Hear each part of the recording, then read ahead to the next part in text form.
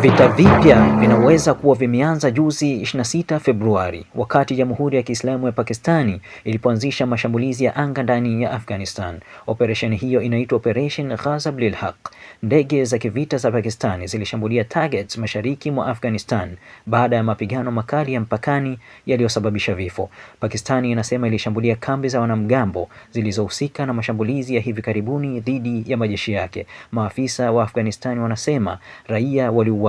Wanaita mashambulizi hayo kuwa ni ukiukaji wa nchi yao. Kabla ya haya, pande zote mbili tayari zilikuwa zikibadilishana mashambulizi makubwa ya silaha nzito mpakani. Ripoti zinasema makumi ya watu wamefariki katika siku chache zilizopita. Haya si mapigano madogo tena. Haya ni matumizi ya nguvu za anga. Ndege za kivita zinapovuka mipaka, hatari huongezeka haraka. Shambulio moja linaweza kusababisha jingine. Sasa Mashariki ya Kati yote inatazama. Swali kubwa ni rahisi tu. Je, hili lilikuwa jibu la mara moja au ni mwanzo wa jambo kubwa zaidi? Muhtasari The Great.